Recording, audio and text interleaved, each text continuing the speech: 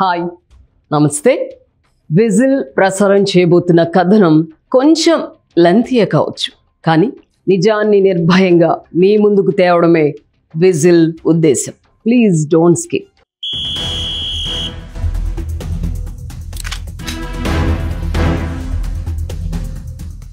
Jagan media operation Amaravati ఎందుకు చేపట్టింది? ఆంధ్ర తెలంగాణ విడిపోవడానికి అసలు కారకులు ఎవరు? ప్రస్తుత ఆంధ్రప్రదేశ్ మరో 2 ముక్కలవడానికి పావులు కదుపుతుంది ఎవరు? రాష్ట్ర గత చరిత్ర తెలుసుకోవాలన్నా, రాష్ట్ర భవిష్యత్ తెలుసుకోవాలన్నా ప్రస్తుత పరిస్థితిని ఒకసారి పరిశీలిద్దాం. జగన్ శ్రీమతి భారతిరెడ్డి కనుసన్నల్లో నడిచే సాక్షి టీవీలో అమరావతిని వేశ్యల రాజధానిగా ప్రకటించిన సాక్షి తీరుపై రాష్ట్ర వ్యాప్తంగా నిరసనలు వెల్లువెత్తుతున్న తరుణంలో గతంలో అదే సాక్షి టీవీలో పనిచేసిన భారతిరెడ్డి గుమస్తా, వైసీపీ పాలేరు అమరావతి మహిళలపై అనుచిత వ్యాఖ్యలు చేయడం తీవ్ర కలకలం రేపాయి. వైసీపీ తమ తీరు మార్చుకోదు. వైసీపీ విధానాన్ని కొమ్మినేనితో, కృష్ణరాజుతో సాక్షి యాజమాన్యం ఆర్గనైజ్డ్గా చెప్పించింది అనడంలో ఎటువంటి సందేహం లేదు. సజ్జల రామకృష్ణారెడ్డి ఈనాడు పత్రికలో ఓనమాలు దిద్ది ఆర్థిక అక్రమ సంబంధానికి పుట్టిన సాక్షిలో కీలక బాధ్యతలు నిర్వర్తించి యజమానురాలు భారతిరెడ్డికి ఊడిగం చేశారు. వైసీపీ అధికారంలోకి వచ్చిన తరువాయి సజ్జల నెంబర్ 2 స్థానానికి ప్రమోట్ అయ్యారు. అప్పటి వరకు అక్రమాస్తుల కేసుల్లో A2 పార్టీలో నంబర్ 2గా పిలువబడే సాయిరెడ్డి ప్రభ మసకబారింది. ఇంకేముంది, జగన్ రెడ్డిని వీడి సాయిరెడ్డి బయటకు వచ్చేశారు. నిన్న సజ్జల ఏమన్నారో ఒకసారి ప్లే చేయండి. అవమానిస్తారా? ఆయన ఛానల్ అవమానిస్తారా? మీ కడుపు మంటంతా ఒక తప్పుడు దీని మీద చేసుకొని మీ అక్కసంతా అసహ్యకరమైన రీతిలో ఫోటోలు తెచ్చి బయట వేసి చెప్పులతో కొట్టడాలు, అసలు దాన్ని ఏమంటాం, పిశాచాలు కూడా ఇట్లా చేయము, రాక్షసులు అనలేవు. ఇవంతా సంకర ఇది ఉన్నట్టుంది. ఇవన్నీ కలిస్తే తయారైన తెగ ఏదో ఒకటి ఉన్నట్టుంది. ఆ తెగ పూనుకుంటే మాత్రమే ఇట్లా చేయగలదు. దాంట్లో అంటే ఇంకా ఘోరము, బాధ కలిగించి భయం వేసేది ఏంటంటే ఈ తెగ అనార్గనైజ్గా లేదు, ఆర్గనైజ్ అయింది, పూర్తి సమన్వయంతో పనిచేస్తుంది, కమ్ముకుంటుంది, కమ్ముకొని దెబ్బ కొట్టాలని చూస్తుంది. రాజధాని మహిళలను సంకర తెగ అంటూ తీవ్ర పదజాలంతో దూషించారు. నిరసనలు చేసిన తెగ, ఆర్గనైజ్డ్గా ఉన్న సంకర తెగ ఒక్కసారిగా కమ్ముకొస్తున్నారు అని కొమ్మినేని కృష్ణరాజు వ్యాఖ్యలను సజ్జల సమర్థించారు. ఈ ఘటనపై ఎవరో అనలిస్ట్ చేసిన వ్యాఖ్యలు సాక్షికి సంబంధం ఏంటి? జగన్ బొంకుతున్నారు, వాడుకోవడం తర్వాత బలివ్వడం జగన్ సహజ నైజం. జగన్ కారణంగా ఎంతోమంది ఐఏఎస్లు, ఐపీఎస్లు సైతం జైలు పాలయ్యారు. ఇప్పుడు జగన్ దంపతులు ఆర్గనైజ్డ్గా తయారు చేసిన జర్నలిస్ట్, అనలిస్టులు జైలు పాలవుతున్నారు. అమరావతి కమ్మ కులంపై దాడి ఈనాటిది కాదు, 73 సంవత్సరాల క్రితమే మొదలైంది. నాటి British collector Thomas Munro Rayalaseema పాలెగాళ్లను ఫ్యాక్షనిస్టులు అని అభివర్ణించారు. ఒకసారి చరిత్రను తరచి చూస్తే 70 ఏళ్ల క్రితం ఉమ్మడి ఆంధ్రప్రదేశ్ నడి బొడ్డున విజయవాడ, గుంటూరు ఆనాడే రాజధాని కావాలి, కానీ కర్నూలు గుడారాల్లోకి తీసుకుపోవడం, అక్కడి నుండి హైదరాబాద్కు మార్చడం మీ అందరికీ తెలిసిన విషయమే. రాష్ట్రం 2 ముక్కలవడానికి కాంగ్రెస్ కారణమని కూడా మీకు తెలుసు. ఒప్పందంలో భాగంగానే నాడు జగన్ జైలు నుండి బయటకు వచ్చారు. రాష్ట్ర విభజనకు అసలు కారణం కులం, కేవలం కులం, కుల రాజకీయం. టీడీపీ కారణంగా కమ్మ కులానికి చెందిన ఎన్టీఆర్, చంద్రబాబు అధికారంలోకి వచ్చారు. అప్పటి వరకు రెడ్డి, వెలమ కులాలు మాత్రమే రాజ్యాధికారంలో ముఖ్యమంత్రి స్థానంలో ఉన్నారు. టీడీపీని నిలువరించాలి, కమ్మ కులానికి చెందిన వారిని ముఖ్యమంత్రి పీఠానికి దూరం చేయాలి. ఇదే అసలు ఎజెండా. కమ్మ వ్యతిరేకతను నూరిపోసి అనుకున్నది సాధించారు. వెలమ కులానికి చెందిన కేసీఆర్ ముఖ్యమంత్రి అయ్యారు. ఇప్పుడు రేవంత్ రెడ్డి ముఖ్యమంత్రి అయ్యారు. రెడ్డి, వెలమ కొట్టుకు చేస్తున్నారు ఒకరి మీద ఒకరు. కుట్రలు, ఎత్తులకు పై ఎత్తులు వేయడంతో తెలంగాణ రాజకీయం అప్రతిహతంగా సాగిపోతుంది. ఇటు కమ్మ కులం మీద చిమ్మిన విషం రాష్ట్ర విభజనకు దారితీసింది. కమ్మ కులస్తులకు ఏమైనా నష్టం జరిగిందా? వేల కోట్ల పెట్టుబడులు హైదరాబాద్లోనే ఉన్నాయి. కేసీఆర్ పుత్ర రత్నం కేటీఆర్ అక్రమ సంపద మొత్తం ఆంధ్ర పారిశ్రామికవేత్తలతో నేటికి కొనసాగుతుంది అనడంలో ఎటువంటి సందేహం లేదు. రామోజీ ఫిల్మ్ సిటీని 1000 నాగళ్లతో దున్నుతామని నాడు ప్రకటించిన కేసీఆర్ ముఖ్యమంత్రి అయ్యాక అదే ఫిలిం సిటీలో బస చేశారు. సరే, అది వేరే విషయం అనుకోండి. అసలు విషయానికి వద్దాం. జగన్ సారథ్యంలో అమరావతి సాక్షిగా మళ్ళీ అదే కుట్రకు జగన్ తెరలేపారు. దీనిని కూటమి ప్రభుత్వం త్వరగా మేల్కోకపోతే మళ్ళీ ఆంధ్ర రాష్ట్రం 2 ముక్కలవడం ఖాయం. ఇంకా విజన్ 2020, విజన్ 2047 అని చంద్రబాబు అభివృద్ధి మంత్రం చేపిస్తే రానున్న ప్రళయాన్ని అడ్డుకోవడం అంత తేలిక కాదు. కమ్మ కులంపై విషం చిమ్మితే జగన్మోహన్ రెడ్డికి వచ్చే లాభం ఏంటి? అక్కడికే వస్తున్నా. ఆనాడు బెజవాడలో అసలేం జరిగింది? బెజవాడ రక్త చరిత్రలో కపట పెత్తందారుల హస్తం ఉందా? కడపకు బెజవాడకి కనెక్షన్ ఏంటి? ఫ్యాక్షన్ కిల్లా అయిన రాయలసీమ బాంబుల సంస్కృతి మొట్టమొదటిసారిగా బెజవాడలో మొదలైందా? వంగవీటి రంగా హత్య వెనక ఎవరి హస్తం ఉంది? పులివెందులకు బెజవాడకు లింక్ ఏంటి? రంగా హత్య అనంతరం జరిగిన హింసలో బెజవాడ కాలి బూడిదైన మాట వాస్తవం కాదా? కానీ వైఎస్ రాజశేఖర రెడ్డి తోబుట్టువు వైఎస్ విమలారెడ్డికి చెందిన రాజ్ యువరాజ్ సినిమా హాళ్లను అరాచక శక్తులు ఎందుకు టచ్ చేయలేకపోయారు? పక్కనే ఉన్న అలంకార్ థియేటర్ను మాత్రమే ఎందుకు కాల్చి బూడిద చేశారు? నాటి బెజవాడ విధ్వంసం అస్సలు కారకులెవరు?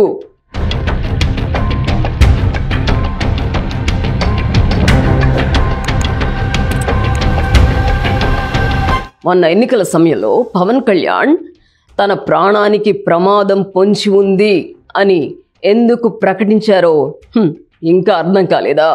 అది 1972వ సంవత్సరం కమ్యూనిస్టుల కంచుకోట Bezawada communist party of India నాయకుడిగా చలసాని వెంకటరత్నం కొనసాగేవారు.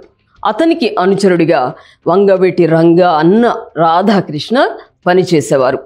దట్టి కనకారావు అనే వ్యక్తి రవాణా వ్యాపారం చేస్తూ చలసాని వెంకటరత్నానికి అనుచరుడిగా ఉండేవారు.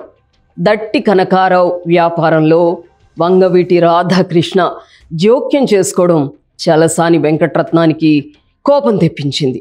వంగవీటి రాధాను మందలించడం మనస్పర్ధలకు కారణమైంది. ఇది 1972లో 2 దారుణ హత్యలకు దారితీసింది. చలసాని, దట్టి హత్య గావించబడ్డారు. 1974లో వంగవీటి రాధాకృష్ణ దారుణ హత్యకు గురయ్యారు. ఇవి ప్రతీకార హత్యలే తప్ప కుల హత్యలు కానే కాదు. అనంతరం వంగవీటి రాధాకృష్ణ వారసుడిగా తమ్ముడు వంగవీటి మోహన్ రంగారావు యూనియన్లు, విద్యార్థి సంఘాలు నడుపుతూ క్రియాశీలకంగా వ్యవహరించేవారు.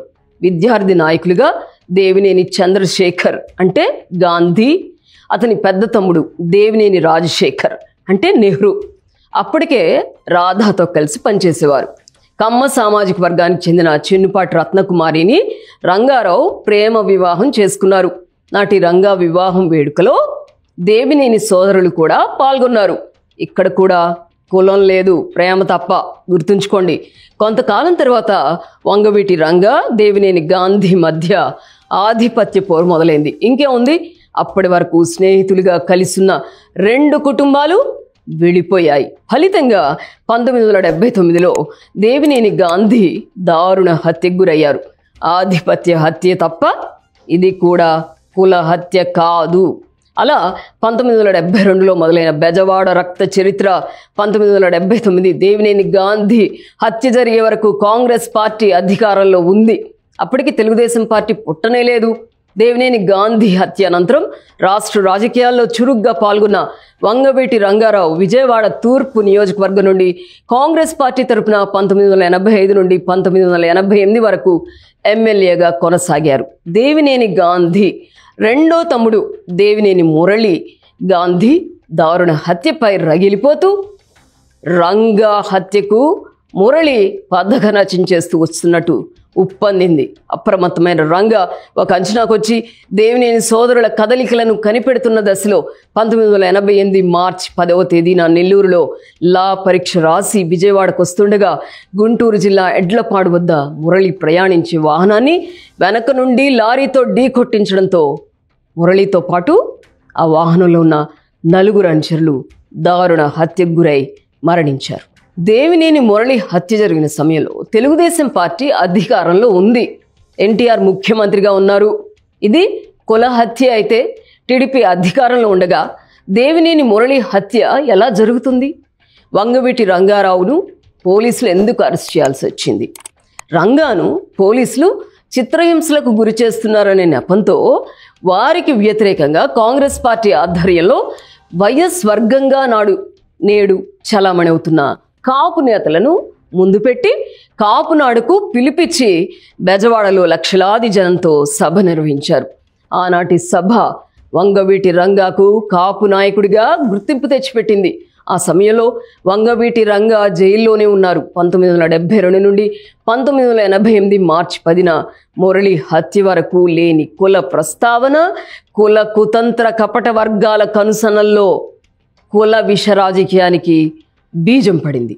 దేవినేని మురళి హత్య జరిగిన అదే సంవత్సరం 1988 డిసెంబర్ 26 తెల్లవారుజామున వంగవీటి మోహన్ రంగారావు దారుణ హత్యకు గురయ్యారు. నడి రోడ్డు మీద రంగాను ఆమరణ నిరాహార దీక్షలో కూర్చోమని ప్రోత్సహించింది ఎవరు? ఇదే ప్రశ్న మొన్న ఎన్నికల ప్రచారంలో రంగా అనుచరులుగా ఉంటూ ఆయన ఎందుకు కాపాడుకోలేకపోయారు అని నాటి కాంగ్రెస్ పార్టీ, నేటి పిల్ల కాంగ్రెస్ వైసీపీ కాపు నేతలు పేర్ని నాని, అంబటి రాంబాబు తదితరులను పవన్ కళ్యాణ్ ప్రశ్నించారు. నాడు దీనిపై స్పందించిన పేర్ని నాని ఎప్పుడో జరిగిపోయిన విషయాలు ఇప్పుడు ఎందుకు లేవనెత్తున్నారు అని ఎదురు దాడి చేశారు. కొద్ది రోజుల క్రితం పేర్ని నాని మాట్లాడుతూ వల్లభనేని వంశీ మరణిస్తే ఆనాడు రంగా విషయంలో బెజవాడ ఏమైందో మళ్ళీ అదే పునరావృతమవుతుంది అని హెచ్చరించడంలో ఆంతర్యం ఏమిటి? అంటే ఒక్కొక్కడి చావుకి లేదా ఒక్కొక్కడి పతనానికి ఒక కారణం అవుతుంది. నాడు ఎన్టీ రామారావు పతనానికి వంగవీటి రంగా గారి మరణం కారణమైతే ఖచ్చితంగా వంశీకి ఏమన్నా అవనండి మీ కుట్రల వల్ల వంశీ మరణమే మీ ప్రభుత్వాన్ని బలికి పోతుంది, మీ బలి తీసుకుంటుందని కూడా మీకు హెచ్చరిక జారీ చేస్తూ అప్పటి వరకు బాంబులు అంటే తెలియని బెజవాడకు రాయలసీమ నుండి బాంబులు వచ్చాయి. బెజవాడ లాడ్జీలు అప్పటికే కిరాయి మోకతో నిండిపోయాయి. రంగ హత్య వార్తా ప్రపంచానికి తెలిసే లోపు బెజవాడ అగ్నికి ఆహుతైంది. ఫ్యాక్షన్ పెత్తందారి దారుణాలు ఎలా ఉంటాయి అనడానికి బెజవాడ ఉదంతమే ఒక ఉదాహరణ. ఆనాడు కాపునాడు అశేష జనవాహినిని చూసిన పెత్తందారులకు ఒక విషయం స్పష్టంగా అర్థమైంది. కాంగ్రెస్ పార్టీలో కాపు ప్రతినిధిగా ముఖ్యమంత్రి స్థాయికి చేరుకోవడానికి కేవలం 2 అడుగుల దూరంలో మాత్రమే వంగవీటి రంగా ఉన్నారు అని. పెత్తందారుల అధికారానికి తెలుగుదేశం అప్పటికే గండి కొట్టడాన్ని ఒక పక్క జీర్ణించుకోకముందే కాపునాడు అశేష జన సునామీ కాంగ్రెస్ పెత్తందారుల గుండెల్లో రైళ్లు పరిగెత్తించింది. నాటి కాంగ్రెస్ పార్టీలో ఎందరో మహనీయులు ఉన్నారు, పెత్తందారులు ఉన్నారు. ఫ్యూడల్ భావజాలం అనే విషయాన్ని నింపుకున్న వ్యక్తులతోనే అసలు సమస్య అంతా.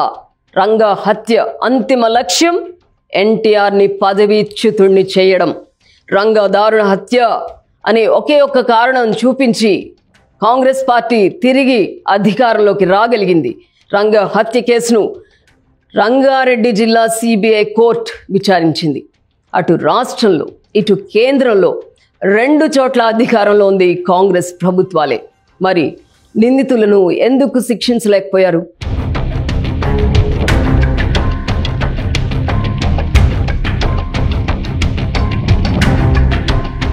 2004 ఎన్నికల్లో వంగవీటి రంగా తనయుడు వంగవీటి రాధాకృష్ణ కాంగ్రెస్ పార్టీ తరపున విజయవాడ తూర్పు సీటు కోసం చెయ్యని ప్రయత్నాలు లేవు. స్వర్గీయ దాసరి నారాయణరావు స్వయంగా వైఎస్ రాజశేఖర రెడ్డిని కోరినా ఫలితం లేకపోయింది. ఈ ఎన్నికల్లో విజయవాడ పార్లమెంట్ టీడీపీ అభ్యర్థిగా నిర్మాత అశ్విని దత్ పోటీ చేయడం, చిరంజీవికి స్నేహితుడు కావడంతో అశ్విని దత్కు మద్దతు ఇస్తున్నానని చిరంజీవి ప్రకటించడం వల్ల కాంగ్రెస్ ఎంపీ అభ్యర్థి లగడపాటి రాజగోపాల్లో ఆందోళన మొదలైంది. కాపు ఓట్లు గంపగుత్తగా ప్రత్యర్థికి పడే అవకాశం ఉండడంతో వంగవీటి రాధాకు కాంగ్రెస్ పార్టీ అసెంబ్లీ టికెట్ కేటాయిస్తే తాను ఎంపీగా గెలవడానికి ఉపయోగపడుతుందని లగడపాటి భావించారు. ఢిల్లీలో చక్రం తిప్పిన రాజగోపాల్ వంగవీటి రాధకు కాంగ్రెస్ టికెట్ దక్కేలా చేశారు. వంగవీటి రాధ ఎమ్మెల్యేగా గెలిచిన తర్వాత మొట్టమొదటి విలేకరుల సమావేశంలో రాధ మాట్లాడుతూ మల్లాది విష్ణు ప్రత్యర్థులతో చేతులు కలిపి తన ఓటమికి గట్టిగా కృషి చేశారని, అతన్ని కాంగ్రెస్ పార్టీ నుండి సస్పెండ్ చేయాలి అని రాధ డిమాండ్ చేశారు. వైఎస్ మనిషిగా గుర్తింపున్న మల్లాది విష్ణుకు ప్రతిష్టాత్మక విజిటిఎం ఉడా చైర్మన్ పదవి కట్టబెట్టారు రాజశేఖర్ రెడ్డి. నేడు అదే ఉడా సంస్థ సిఆర్డీఏగా రూపాంతరం చెందింది. 2009 ఎన్నికల్లో చివరి నిమిషం వరకు రాధాకు టికెట్ ఇవ్వని కాంగ్రెస్ పార్టీ వైఖరి కారణంగా ఆ ఎన్నికల్లో ప్రజారాజ్యం పార్టీ తరపున పోటీ చేయగా కేవలం 400 ఓట్ల తేడాతో కాంగ్రెస్ పార్టీ అభ్యర్థి మల్లాది విష్ణు గెలుపొందారు. ఆ తరంలో ఆధిపత్య హత్యలు, ఆస్తుల విధ్వంసం ఒక పీడకలగా మిగిలిపోయాయి. నేటి తరం బెజవాడలో ఆ తరహా ధోరణులకు స్వస్తి పలకడం అభినందనీయం. కానీ 3 దశాబ్దాల అనంతరం వికృత రాజకీయ మనుగడ కోసం పెత్తందారీ భావజాల హింసను ప్రేరేపించేలా కుల వైషమ్యాల మంటల్లో రాజకీయం కోసం వ్యూహకర్తల నిరంతర ప్రయత్నాలు ఇంకా కొనసాగుతూనే ఉన్నాయి. 2019 ఎన్నికలప్పుడు ఒక ఛానల్ ఇంటర్వ్యూలో జగన్మోహన్ రెడ్డి అనుచరుడు, బంధువు అయిన గౌతమ్ రెడ్డి మాట్లాడుతూ వంగవీటి రంగా పాము లాంటి వారు కనపడ్డ ప్రతి ఒక్కరిని కాటేస్తూ దేవుడి పటాల వెనక్కు వెళ్ళి దాక్కుంటే చంపకుండా ఉంటారా అని వ్యాఖ్యానించారు. ఆ తర్వాత గౌతమ్ రెడ్డిని ఏపీ ఫైబర్ నెట్ చైర్మన్ చేశారు జగన్మోహన్ రెడ్డి. దివంగత నేత రాజశేఖర్ రెడ్డి, మరో దివంగత నేత దేవినేని నెహ్రూ మధ్య సాన్నిహిత్యం ఎంత బలమైనదో అందరికీ తెలిసిందే. కుల రాజకీయాలు చేయడం ద్వారా కులాల మధ్య కుంపట్లు రాజేయడం అనాగరికుల భావజాలానికి పరాకాష్ట. రంగా హత్య తర్వాత మొసలి కన్నీరు కార్చిన వైఎస్ రాజశేఖర్ రెడ్డి దేవినేని నెహ్రూను కాంగ్రెస్ పార్టీలో చేర్చుకున్నారు. చంద్రబాబును, ఎన్టీఆర్ కుటుంబ సభ్యులను నెహ్రూ తిట్టినట్టు ఇప్పటి వరకు ఎవరు తిట్టుండ్రు. ఎన్టీఆర్ సంతానం పంది సంతానమని, వైఎస్ రాజశేఖర్ రెడ్డి దేవుడితో సమానమని నెహ్రూ నాడు వ్యాఖ్యానించడం కొసమెరుపు. నేడు నెహ్రూ వారసుడు అవినాష్ జగన్మోహన్ రెడ్డి పంచన చేరారు. టీడీపీ కేంద్ర కార్యాలయం విధ్వంసంలో నిందితుడిగా చరిత్రలో స్థానం సంపాదించుకున్నారు. పరిటాల రవి పవన్ కళ్యాణ్కు గుండు కొట్టించాడు అని రాయలసీమ పెత్తందారులు ఎందుకు విష ప్రచారం చేశారు? రామ్ గోపాల్ వర్మ దర్శకత్వంలో మద్దెల చెరువు సూర్యనారాయణ రెడ్డి నిర్మించిన రక్త చరిత్ర సినిమాలో ఒక నటుడికి గుండు కొట్టించే సన్నివేశం దేనికి సంకేతం? పరిటాల హత్య తర్వాత ఖాదర్ మొహినుద్దీన్ అనే సీనియర్ జర్నలిస్ట్ 20 సంవత్సరాల క్రితం అస్తమించని రవి ఒక ఉద్యమ వీరుని జీవిత యాత్ర పేరుతో పరిటాల రవి జీవిత చరిత్ర రాశారు. ఆ పుస్తకంలో రవి తన జీవిత కాలంలో పవన్ కళ్యాణ్ను కనీసం ఒక్కసారి కూడా చూడలేదు అని, అది ఒక వర్గం కట్టు కథ అని తెలియజేయడం జరిగింది. ఆ పుస్తకాన్ని పరిటాల మొదటి వర్ధంతి రోజున రవి కుటుంబ సభ్యుల సమక్షంలో నాటి ప్రతిపక్ష నాయకుడు చంద్రబాబు చేతుల మీదుగా పుస్తకావిష్కరణ జరిగింది. దీన్ని బట్టి విభజన సిద్ధాంతంలో ఆరితేరిన రాజకీయ కుటుంబం ఏదో అర్థమైందా? ఏ కులాలు కలిస్తే ఎవరికి నష్టం? కులాలుగా విభజిస్తూ నాటి నుండి నేటి వరకు ఏ కులం, ఏ పార్టీ ముసుగులో ఇంత వికృత రాజకీయం నెరపుతుందో బెజవాడను తగులబెట్టించిన పదవీ కాంక్షతో చెన్నారెడ్డిని దించడానికి హైదరాబాద్లో మత కల్లోలం సృష్టించి వందలాది మంది ప్రాణాలు పోవడానికి కడప కత్తులే సాక్ష్యం. ఇంకా ఎంతకాలం ఈ దగ రాజకీయం? దీనివల్ల ఎవరికి లాభం, ఎవరికి నష్టం? అంతిమంగా నష్టపోయేది ప్రజలే, అంటే మీరే. ఇకనైనా మేల్కొనండి.